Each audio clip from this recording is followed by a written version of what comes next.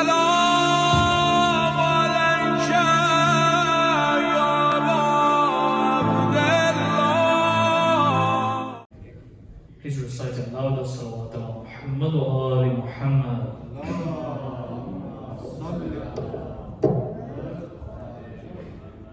Let's begin by reciting the dua for the safety, the salamati of the Imam of the time, all together inshallah.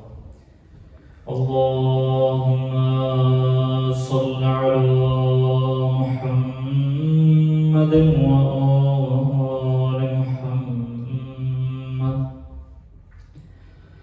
Allahumma kun li waliyyak الحجة بن الحسن صلواتك عليه وعلى آبائه في هذه الساعة وفي كل ساعة وليا وحافظا وقاعدا وناصرا ودليلا وعينا حتى تسكنه أرضك طوعا وتمتعه فيها طويلا برحمتك يا أرحم الراحمين يا صاحب الزمان يا صاحب الزمان يا صاحب الزمان الغوث الأمان. We begin by seeking the permission of the Imam of the time for his safety. Please recite aloud salawat. Allahumma salli ala Muhammad. أعوذ بالله من الشيطان اللعين الرجيم. بسم الله الرحمن الرحيم. الحمد لله رب العالمين ثم الصلاة والسلام على أشرف الأنبياء والمرسلين حبيب إله العالمين أبي القاسم المصطفى محمد. اللهم صل على وعلى آله الطيبين الطاهرين الأئمة المعصومين لا سيما بقية الله في الأراضين روحي وأرواح العالمين لتراب مقدمه الفداء. رب اشرح لي صدري ويسر لي أمري واحلل عقدة من لساني يفقهوا قولي. السلام عليك يا أبا عبد الله وعلى الأرواح التي حلت بفنائك. عليك مني سلام الله أبدا ما بقيت وبقي الليل والنهار ولا جعله الله آخر العهد مني لزيارتك.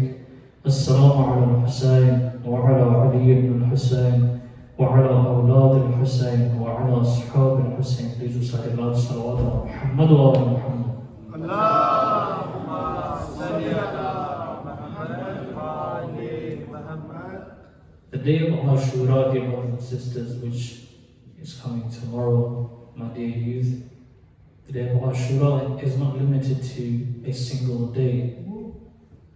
The land of Karbala isn't limited to a single geographic land. It's not limited to a single land on this earth. Rather, Ashura relates to all times and all places. Karbala relates to all times and all places. كل يوم عاشوراء وكل أرض كربلاء. The Imam states that every land is Karbala, and every time, every era, every day is Ashura. the events which took place in Karbala 1400 years ago, we've safeguarded in our hearts. And it's strange that, at that time, at the time of Imam Hussain alayhi salam, no one would have thought that the memory of Karbala would remain alive in such a state that it is today, that it's become a stamp in the history of humanity.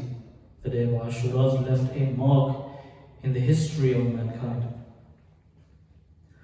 You'll find that the influence of Ashura is present, is influential in different communities. You'll find that Christian communities are influenced by the event of Imam Hussain alayhi salam. Hindu communities are influenced by the event of Imam Hussain alayhi salam. Non-Muslims are influenced by the event of Ashura.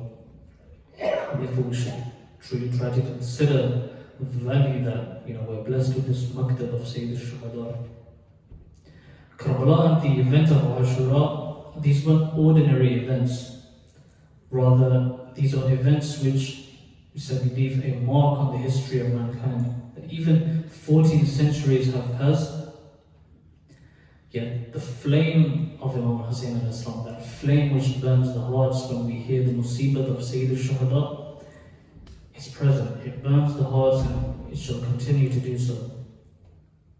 The Holy Prophet, peace be upon him, states, "Inna liqatl al-Hussain hararatan fi qulub al-mu'minin la tabrud abdullah." That surely, regarding the death of Imam Hussain alayhi salam, there is a flame in the hearts of the believers, and this flame shall never ever be put out until the day of Qiyamah.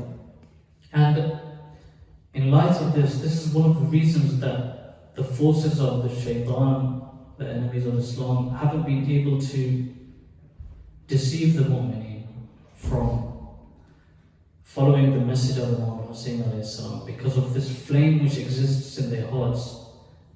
That you and I here, alhamdulillah, after 1400 years, despite all the fitna taking place in this world, it's because that flame is alive in the hearts of the mu'mineen.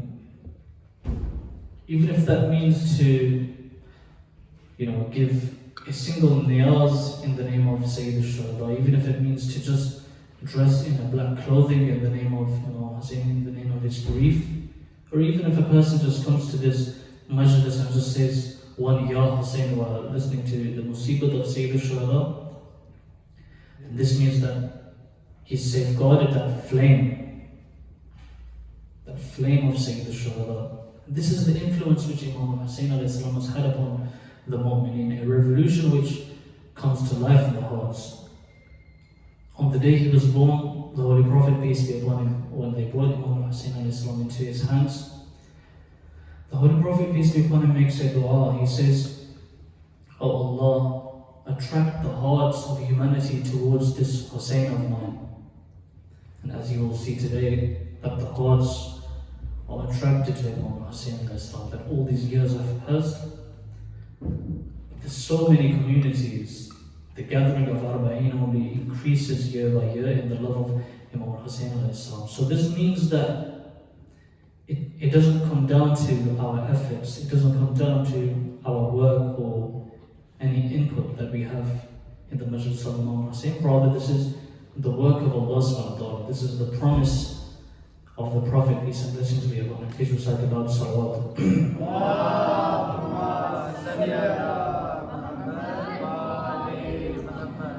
And if we look in the world today, even if people are living lives of individualities at its peak in this day and age, with the rise of technology, even for example, we recently had the world pandemic, where people were under lockdown, yet still the mu'mineen try their best to gather in the love of Imam Hussain alayhi salam. So this means that it doesn't come down to our efforts, rather this is the work of Allah subhanahu wa ta'ala.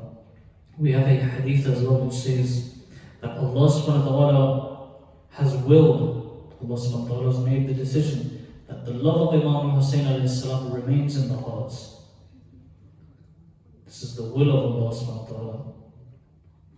On the day of Ashura, after Namaz al-Zuhr, while the Imam is sitting behind the tents on the 9th of Muharram. So, being today, it says around this time the Imam was resting behind the tents. He just fell asleep for a few seconds. The Imam didn't sleep throughout the night of Ashura, but it says that he just slept for a few seconds. And as the Imam slept, suddenly he hears the voices of the enemy's horses, that they're traveling, they're coming forward to the camp of Ahlul Bayt alayhi salam, and he hears the enemies shouting slogans. The Imam opens his eyes and he sees that Zainab Kubra salam alayha has come forward, and she says, Ya Abu Abdullah, what is this? What's going on? And the Imam looks towards his sister, Bibi Zainab salam alayha, with his eyes filled with tears, and he says, Oh Zainab, I just met my grandfather, our grandfather Rasulullah, in a dream, and he says to me, Oh my beloved Hussein, very soon you're going to be my guest. I'm waiting for you, Ya Abu Abdullah. And then the Imam asks his companions that, what's this sound? What's going on? And they tell him that Umar bin Saud has taken a decision that, the battle starts from now on the 9th of Muharram, and that it finishes once and for all.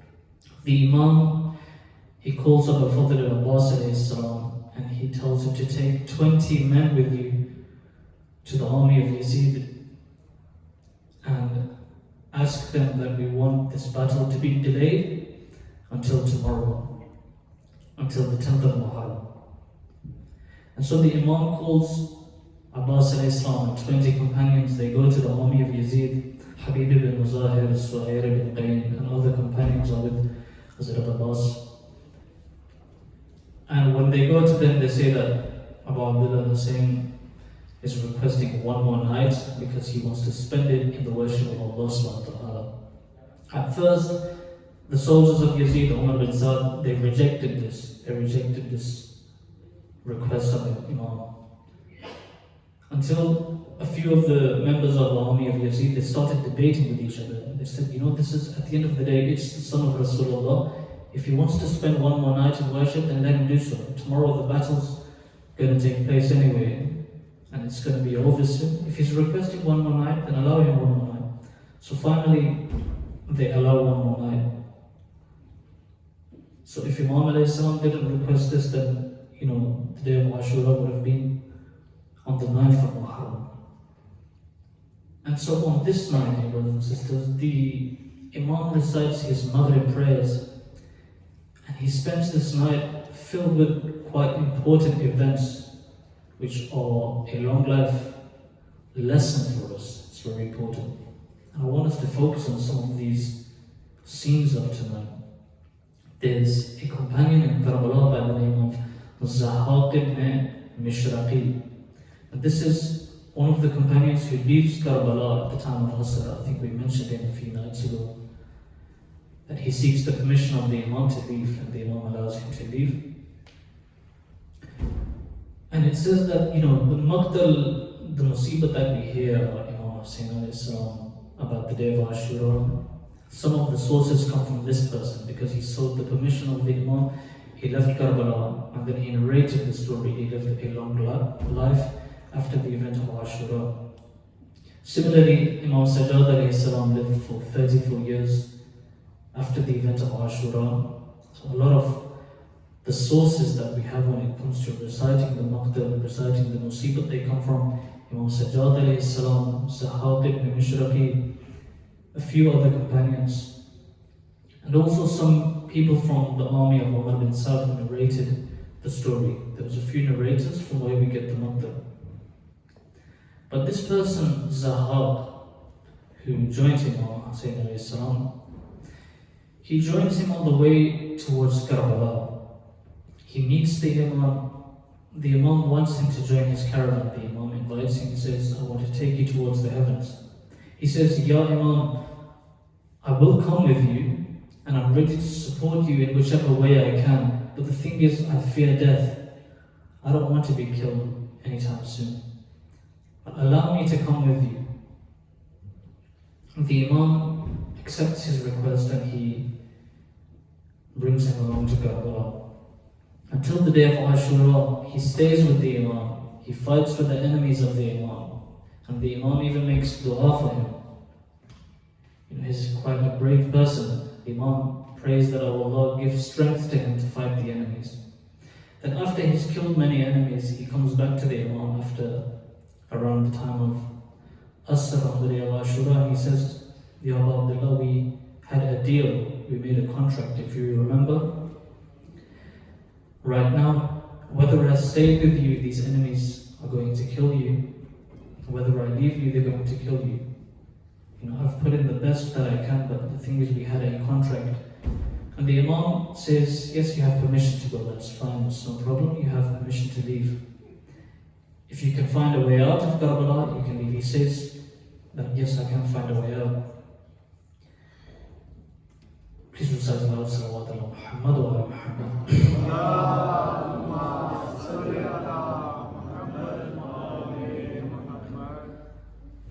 This is the same person we mentioned a few nights ago. He had his horse tied at the back of the tents.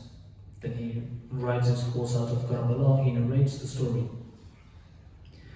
And so this person is alive years after Karbala.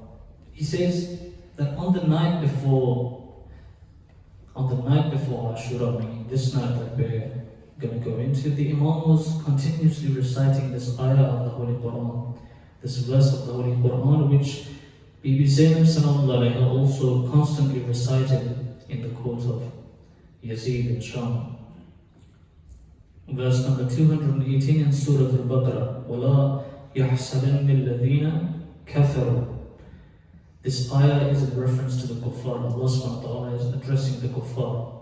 And on the night of Ashura, the Imam is constantly reciting this verse of the Quran, meaning he was addressing the enemies. Although the army of Yazid, most of them claimed to be Muslims, the Imam referred to them as kuffar while reciting this ayah. And in this ayah, Allah subhanahu wa ta'ala says to the oppressors, to the zalimeen, do not think that if Allah gives you land, if Allah gives you time, if Allah gives you space, and if Allah gives you health while you oppress, it doesn't mean that Allah subhanahu wa ta'ala likes you. Because if you remember, we mentioned Fir'aun yesterday. Fir'aun lived for 400 years and he didn't even have the slightest headache. He lived a healthy life. But this doesn't mean that Allah subhanahu wa ta'ala likes the oppressors. There's a lot of oppressors in recent history who committed so much genocide and they lived a lot of years before they left this world. Does that mean that Allah subhanahu wa ta'ala likes them? No. But the punishment of Allah subhanahu wa ta'ala comes suddenly for the oppressor. It's known as something called imla. Allah subhanahu wa ta'ala gives time to the oppressor, then in the end he suddenly takes their life, such as Fir'aun, such as Yazid, such as Shimr. And the Imam's constantly reciting this ayah. Another companion who's with Sayyid al-Shuhada is a person named Nafi' ibn Hilal on the night of Ashura. He says that the Imam was continuously reciting this ayah. He says, I was walking with the Imam on the night before Ashura. He says that sometimes I saw that Abu Abdullah would crouch down and he would start lifting thorns and reeds from the ground. And when I asked him, Ya Abu Abdullah, what are you doing? Why are you lifting reeds and thorns from the ground? The Imam says that tomorrow, on the day of Ashura, after we are killed, our children, they'll be running around in the desert. I don't want their feet to be injured by these thorns, by these nettles. For the safety of the Imam, please recite aloud salawat.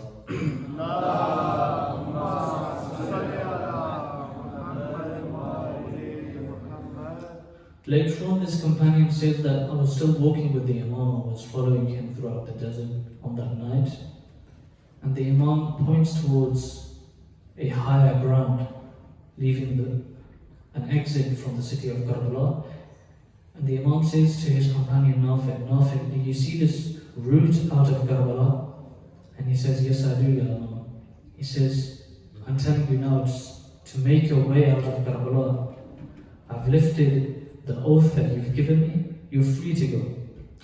Now, in this narration, it says that his eyes were filled with tears, and he says, Ya Mawla, even if the wolves of the desert are to eat me and cut me to pieces, I won't leave you until I reach the maqam of Shahada. This is a true companion of the Imam, dear brothers and sisters, someone who fulfills his promise. Later on, the same companion Nafi' says that I followed the Imam and we reached the tent of Bibi Zainab sallallahu alayhi wa. The Imam says to Nafi', wait outside, I'm going to go and visit my sister for a few minutes. The Imam goes inside. And this companion says that as the Imam was inside, although I was sitting outside, but I heard the voice of Bibi Zainab. She says to the Imam, Ya Abdullah, have you tested these companions of yours? May it not be that they leave you the way the companions left Muslim at the time in Kufa. He says that I realized that Bibi Zainab, she seems very worried. He says, as soon as I heard this, I went to Habib ibn Zahir, because Habib was the eldest amongst the companions. He says that I went to Habib and I said, oh Habib, the daughter of Amir al-Mu'mineen, she seems really upset. She's worried whether we'll fulfill our promise or not. And oh Habib, do something. Let's prove ourselves to the daughter of Amir al-Mu'mineen. And Habib gets up. He stands outside the tent of Bibi Zainab. He calls every single companion except the sons of Bani Hashim. He lines all the companions up and he calls out, O daughter of Amir al-Mu'mineen, rest assured that we won't leave Imam Hussain tomorrow on the day of Ashura, and neither will we let any son of Ali go to the battlefield until every single one of us has been killed. And then Bibi Zainab thanks each and every one of them, and they leave. This is also one scene from tonight. Please recite it out, salawat.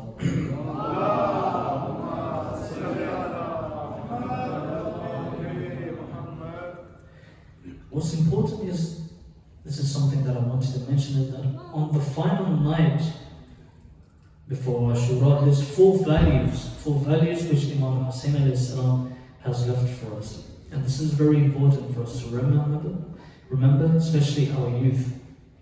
Imam Hussain says to Abu Fazl, go to the enemies and ask them for an extra night. And what does this mean? Does this mean that the Imam feared death?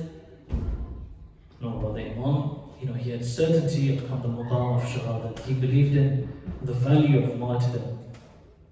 But the Imam says, go to the enemies and ask them for another night for 4 reasons. This is very important because, whether it was today or whether it was tomorrow at the time of Zohar, 24 hours, it doesn't make a difference for the Imam. The Imam has love for martyrdom in the way of Allah. But why does he ask for a single night? He says for 4 reasons. Number 1, I want to spend this night in the worship of Allah subhanahu wa ta'ala. Salat, namaz in the way of Allah. The Imam loved praying namaz for the sake of Allah subhanahu wa ta'ala. Number 2, for the sake of reciting the Holy Quran. For the sake of reciting the Holy Quran. And for our youth, for all of us in general, actually, people my age, as followers of Imam Hussain, we need to take these lessons, we need to live by these values.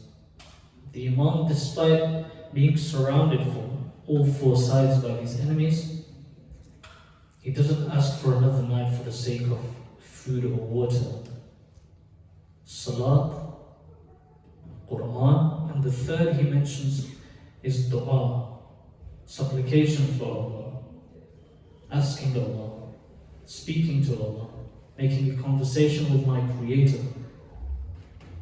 And the 4th, he says, for the sake of istighfar, for the sake of seeking forgiveness from Allah. And these are really important for us, dear brothers and sisters. This is why Sayyid ibn Dawud mentions that on the night of Ashura, the camp of Imam Hussain alayhi salam, there were sounds of prayers, sounds of munajat, sounds of Quran recitation in the dark desert of Karbala on this night, in the same manner that you hear the buzzing of bees from their beehive. Allahu Akbar. How fortunate were those companions who said labbaik to the Imam of their time. There were sounds of munajat, sounds of zikr, sounds of praise to Allah. Please recite aloud salawat.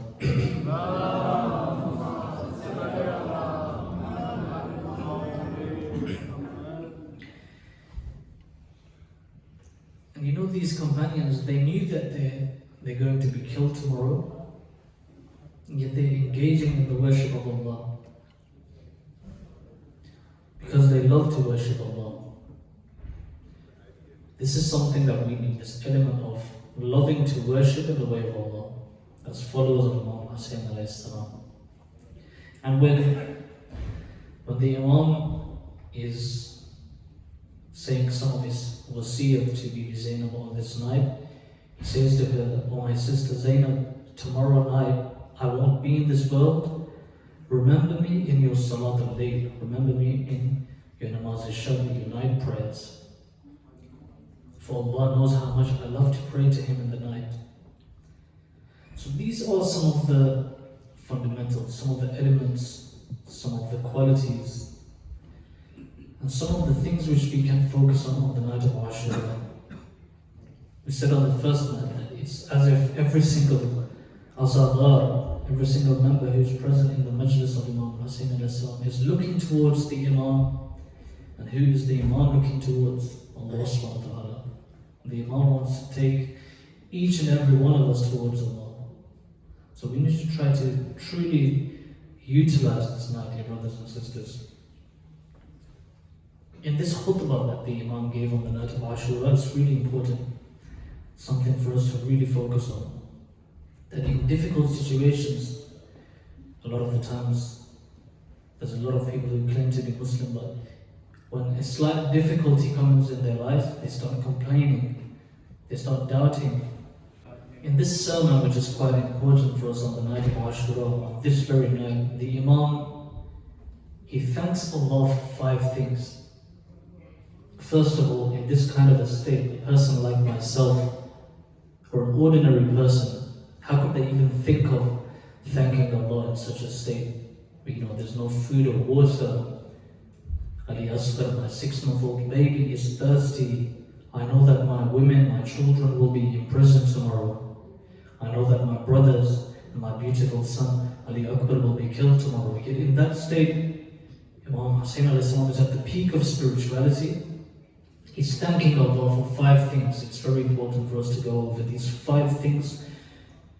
We need to ask ourselves, let alone in a difficult situation, anything close to the scenario of Karbala, but even in a state of goodness, in a state of ease, have we ever thanked Allah for these things? If we haven't, then it's something that we need to be answerable for between ourselves and Allah subhanahu wa ta'ala. How much we need to focus on these ni'mat, these values, these blessings that Allah subhanahu wa ta'ala has bestowed us with. Imam Hussain alayhi salam, at the peak of difficulty, is thanking Allah for these 5 things. Oh Allah, I give you thanks for 5 ni'mat that you have given me, 5 blessings. Another reminder is that when we say blessings from Allah subhanahu wa ta'ala, it doesn't necessarily mean materialistic things such as food or clothing or a house or a car, things like this. No.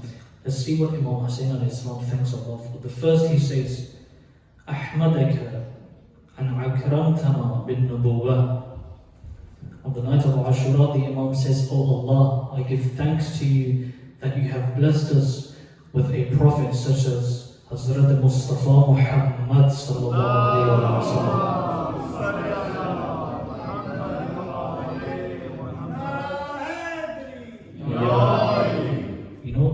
Rasulullah sallallahu alayhi wa sallam, someone who's more beloved to us than our lives.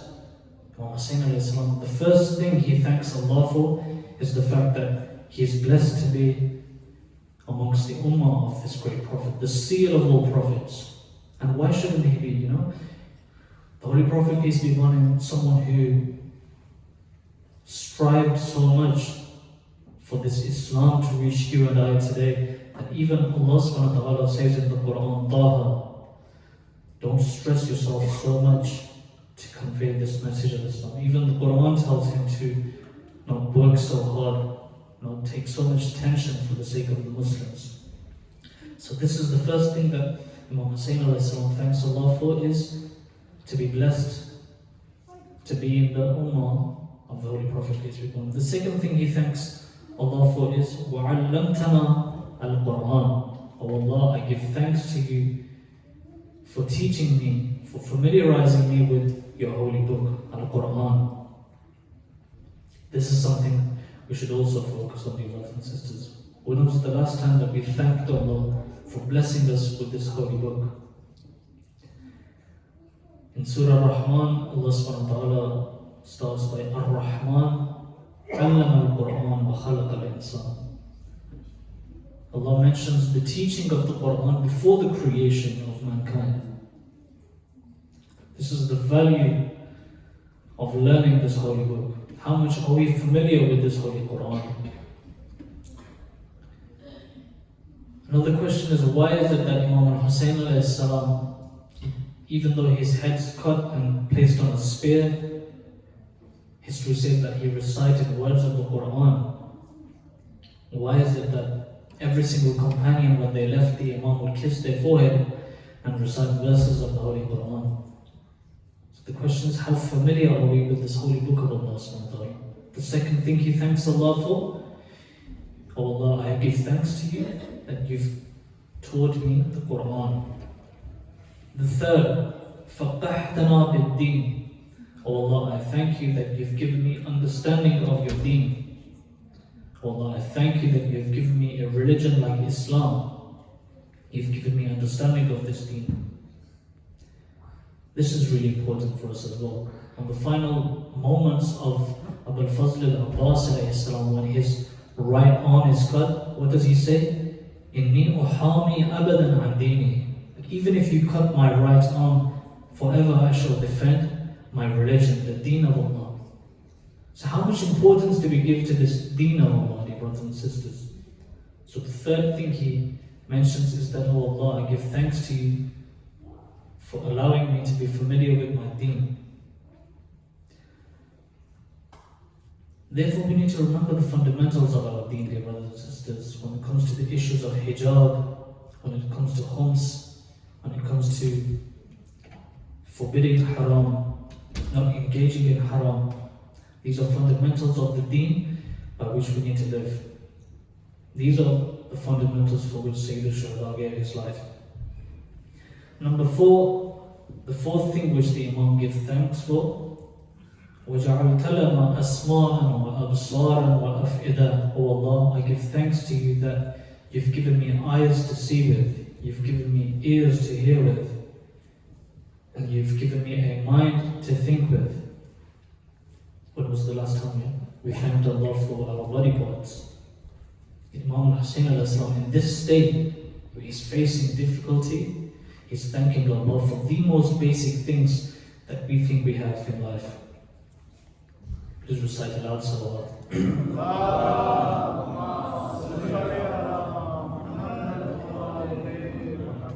The final thing which the Imam thanks Allah for, he says, وَلَمْ تَجْعَلْنَا مِنَ الْمُشْرِكِينَ. Oh Allah, I give thanks to you that you didn't make me amongst the mushrikeen. This is something that we should also thank Allah for. We could have been born in houses of mushrikeen, houses of people who don't even recognize Imam Hussain alayhi salam. We need to thank Allah for these blessings that He's blessed us with. Then after thanking Allah on this night, he looks towards his companions and he says, you fulfilled your promises. I've never known any companions more loyal than you companions have been to me. And if any of you wants to leave, you're free to leave. If you want to leave, then I'll ask you to take the hand of my children, take my family with you, and leave Karbala. For these enemies who have surrounded us, they only have enmity with me. You are free to go. And then the companions, as you all know, you're familiar with this, that the companions, they stood up one by one, pledged their allegiance once again to their Mawla. The first person to stand up was Abul Fazl al-Abbas alayhi salam. He says, Ya Abu Abdullah, even if I was to be burnt and then turned to ashes and dust, and then if my ashes and dust were blown into the air, if this was done to me 1,000 times, Ya Hussein, ma taraktuka Ya Hussein, I would never leave you, Ya Hussein. Then Zuhair bin Qayn stands up, Habib ibn Mazahir, one after the next. They pledge their allegiance to their Mawla. But loyal companions, these were, dear brothers and sisters. Please recite aloud salawat ala Muhammad wa ala Muhammad.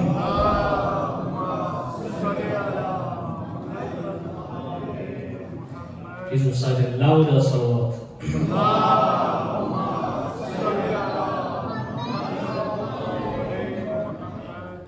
Something really important for us is, we were talking about fulfilling our promise with the Imam of our time. And some of our great ulama, such as Ayatollah Shaykh Jafar Shushtari, Allama Majlis, they've narrated the reasons, what it means to be loyal, what it means to pledge allegiance to the Imam of my time. And it's been mentioned that we have a pledge of allegiance with the Imam of our time as well, similar to the pledge that they made. And in this ziyarat, which is mentioned when we go to Samara, it says in this ziyarat that Allahumma inni unaddidu. Please recite aloud salawat. Allahumma salli ala Muhammad wa ali Muhammad. Oh Allah, so long as I am alive, every morning I shall renew my pledge of allegiance with the Imam of my time. So this means that we also have a pledge of allegiance with the Imam of our time, whether we like it or not. In this ziyarat we recite, وَأَهْدِي إِلَيْكَ وَمِيثَاقِي لَدَيْكَ فَأَبْذُلُ نَفْسِي وَمَالِي وَأَهْلِي وَوَلَدِي وَجَمِيعَ مَا خَوَّلَنِي رَبِّي بَيْنَ يَدَيْكَ يَا صَاحِبَ الزَّمَانِ يَا أَمِيرَ الْمُؤْمِنِينَ يَا إِمَامَ صَادِقَ.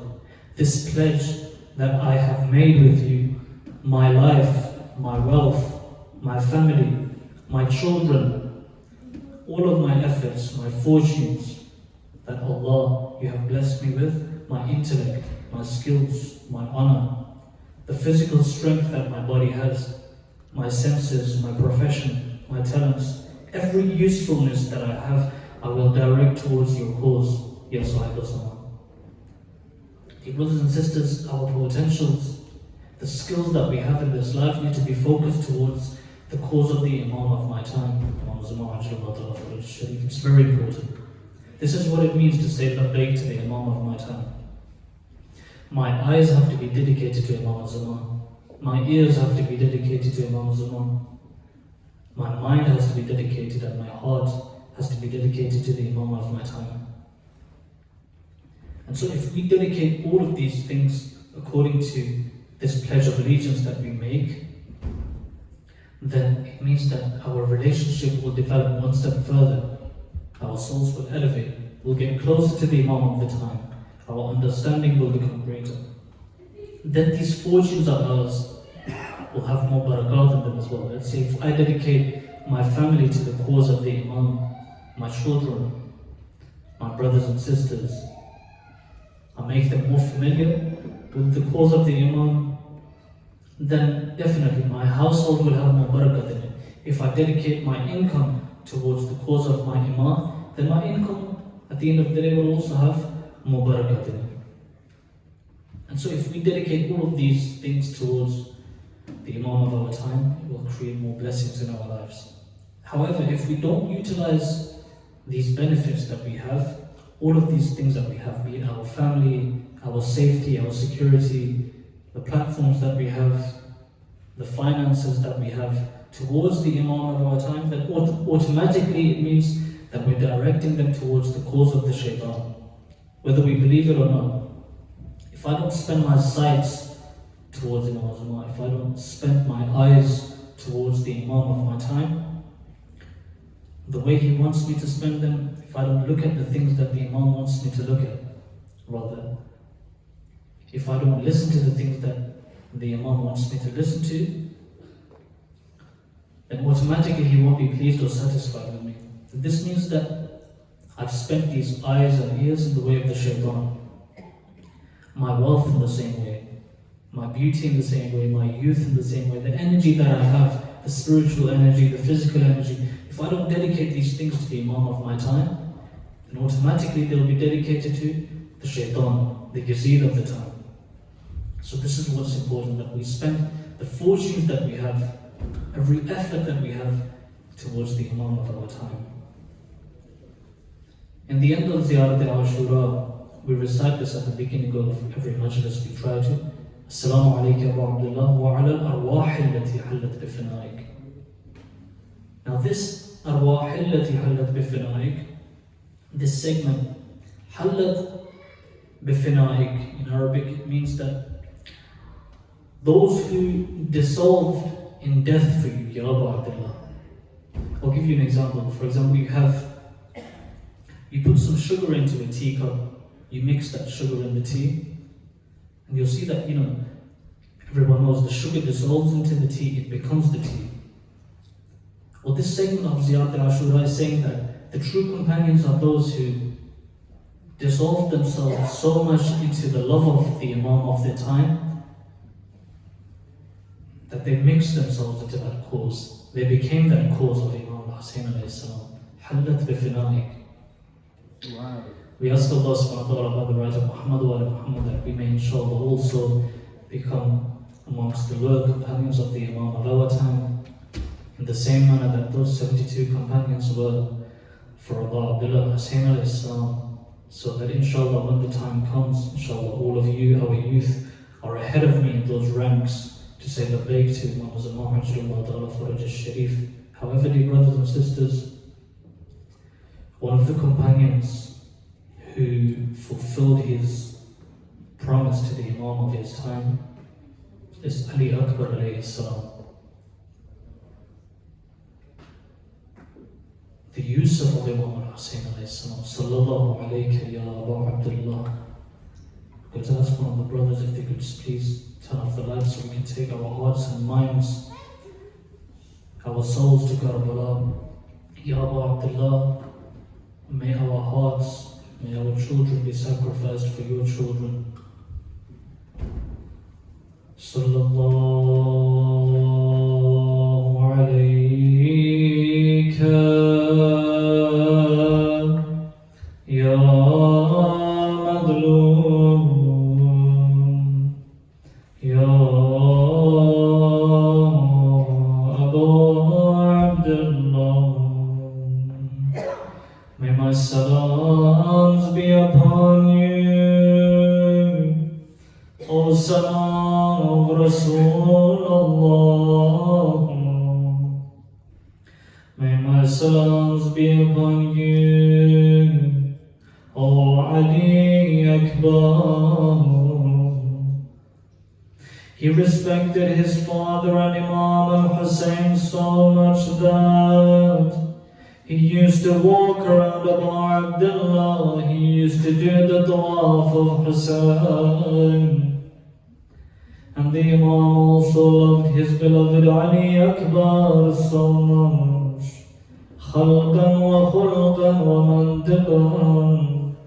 The way he spoke was eloquent like that of Rasulullah. His appearance and creation was the same as Rasulullah. And whenever people used to look at him, they used to think, the Prophet of Allah has come back into this world. O Ali Akbar. And what's strange is that it says khulqan, even his morals and ethics, or the morals and ethics of the Holy Prophet, peace be upon him. This is something for us to think about then. Who was Ali Akbar? What status did he have in the household of Ahlul Bayt alayhi salam? That it says that even his akhlaq was the akhlaq of the Prophet, peace be upon him.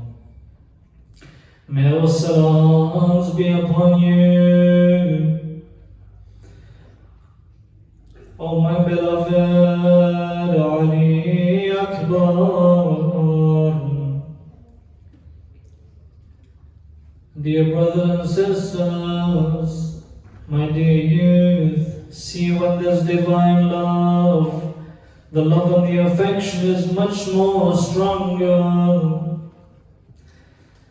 Prophet Yaqub alayhi salam cries for his beloved Yusuf so much that he loses his vision, he loses his sight. But the Yusuf of Hussain is Ali Akbar.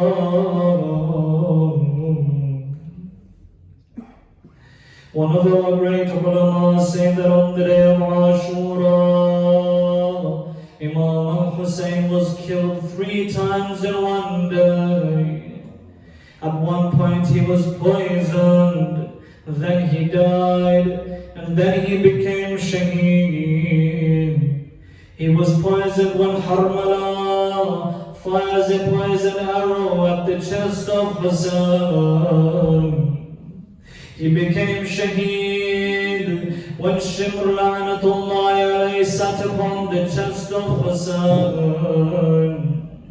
But he dies at the janazah of his beloved Ali Akbar.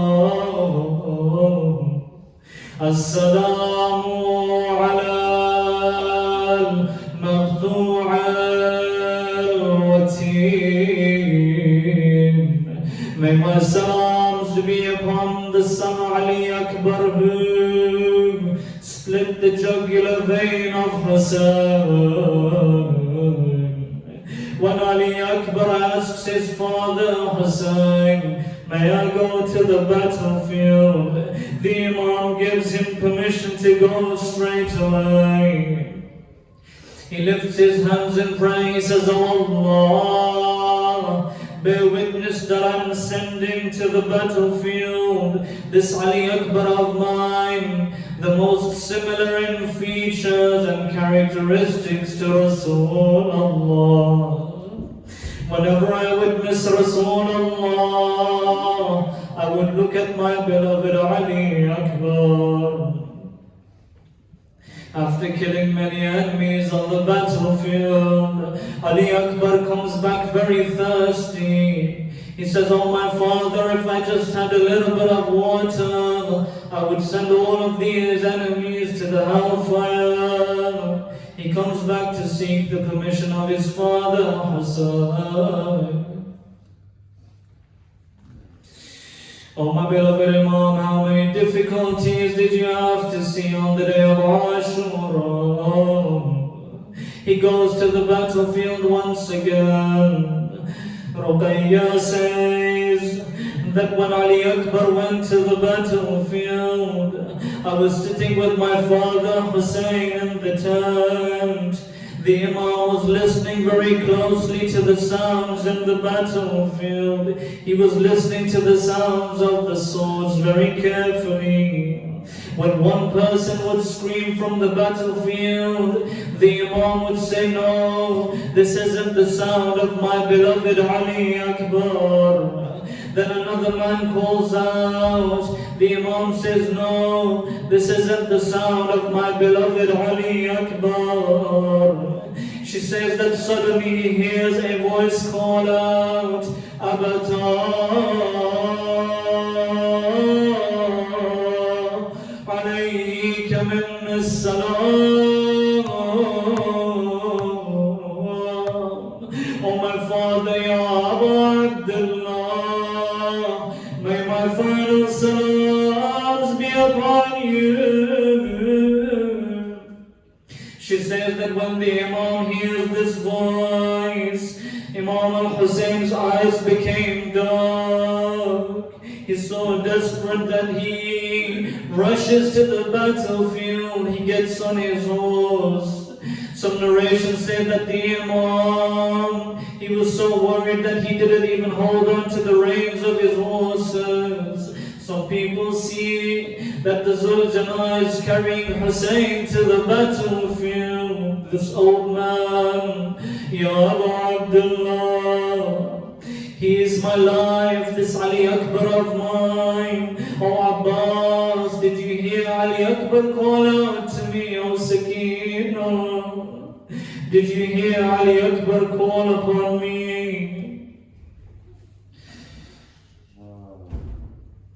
Whether a father reaches the age of 40, whether he reaches 50, the son that he has will always be that baby boy that he brought into this world. And see, at the shahadat of Hazrat Qasim, Imam Hussaini alayhi salam, he rushes to the battlefield like a fearless lion. But when Ali Akbar calls out, "Oh my beloved father, my final salams be upon you," one of the narrators says that I saw Hussain. He doesn't have any strength left in his legs. He drops onto the ground of Karbala. He falls from his horse at the janazah of his beloved Ali Akbar. In the book of Lahuf, it's written that whichever shaheed the Imam would reach, he would get off the horse and he would place their head into his lap, Ya Abu Abdullah. But because the Imam doesn't have any strength to bear the news of his Ali Akbar, وَسَقَطَ مِنَ الْفَرَاسِ, the Imam falls from his Zuljanan to his face. And when you lose a close person in your family or your friend, you don't have any strength in your legs. Shaykh Muhammad says that it was here that Imam al-Hussein couldn't stand up any longer. He starts to crawl upon his knees to the janazah of Ali Akbar, and he calls out, "Bunayya, oh my beloved Ali Akbar, oh my son." Dear brothers and sisters, Ibrahim alayhi salam, when he returns with Ismail after he didn't sacrifice his Ismail, it says that the mother of Ismail, Hazrat Hajra, starts kissing the face of her Ismail. And when she sees the cuts, the marks on the throat of Ismail, she fell ill for a week. And she didn't live in this world after a week. But Ya Abu Abdullah, what did you see in Karbala? What did you see? What happened to your Ismail on the day of Ashura? قَدَّعُوا بِسُيُوفِهِمْ إِرْبًا. The Imam comes to find the body of his Ali Akbar cut into pieces. فَجَلَسَ عَلَى التُّرَابِ. The Imam sits on the sand of Karbala. He's crying out, "Waladi Ali." Oh Imam al-Hussein, you yourself told your women and children not to cry loudly before the enemies. But now you cry loudly in front of the enemies of Allah. He wipes the blood from the mouth of his beloved Ali. The enemies witnessed Hussein screaming out, "Waladi."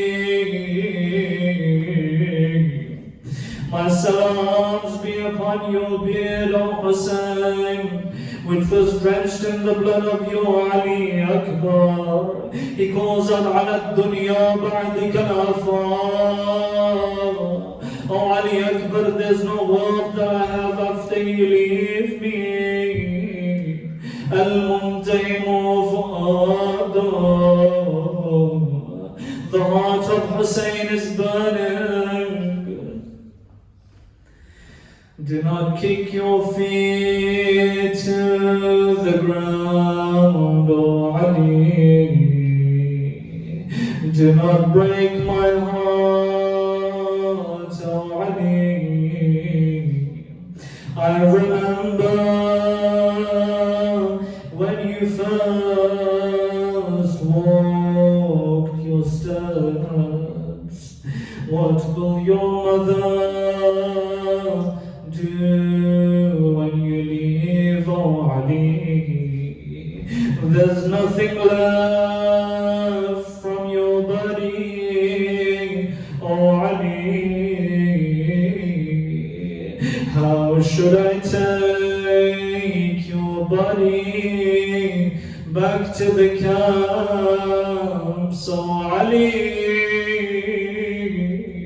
oh Ali Akbar, they're laughing at your own father. Ali Akbar, get back up.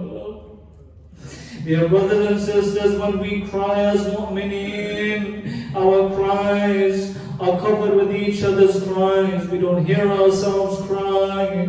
But when Imam al-Hussein is crying at the janazah of Ali Akbar, he hears the sounds of the enemies laughing at him. Oh Ali, even hatred has limits. Oh Ali,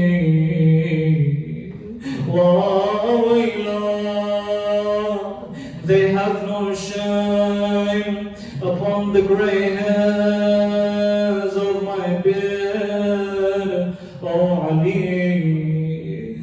they don't see that I'm a father of a young shaheed. Oh Ali, شبیه پیامبر خدا حافظ یا علی اکبر خدا حافظ یا علی اکبر خدا حافظ یا علی اکبر خدا حافظ. The Imam places the head of Ali into his lap. He doesn't find rest. The Imam hugs and presses the head of Ali against his chest. He still doesn't find rest. The Imam presses the chest of Ali Akbar against his chest. He still doesn't find any rest. What do the enemies see? وَوَضَعُوا خَدَّهُ عَلَى خَدَّهُ. He places his face against the face of Ali Akbar. Every single enemy believes that Hussein is gonna die at the body of his beloved Ali Akbar. And they were right that at the janazah of Ali Akbar, the enemies became certain that the soul of Imam Hussain al-Islam is going to leave his body. But suddenly the Imam hears the voice of his sister call out, Akha, oh my brother Hussain, may Allah give you sabr. Oh Hussain, get up, your sister Zainab is here. Oh Hussain, Ya Abu Abdullah, get back up, for there's so many non-mahrams around me, oh Hussain. The Imam finally gets up, he leaves the janazah of his Ali Akbar. But dear brothers and sisters, do you know what happens 1 hour from now? The same Zainab is all alone. And the same Hussein sees, while he is on the battlefield, he's laying on the ground. There's arrows on the body of Hussein. He's leaning against his sword. He sees the enemies of Allah attacking the same sister of his Zainab. Wa Hussein, As-salamu ala Hussein wa ala Ali ibn al-Hussein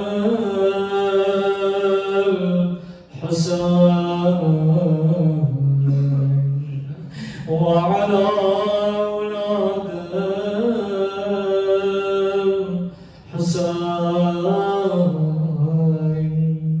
وعلى أصحاب الحسين ورحمة الله وبركاته. For the sake of the Imam of the time, please recite a loud salawat ala Muhammad wa ali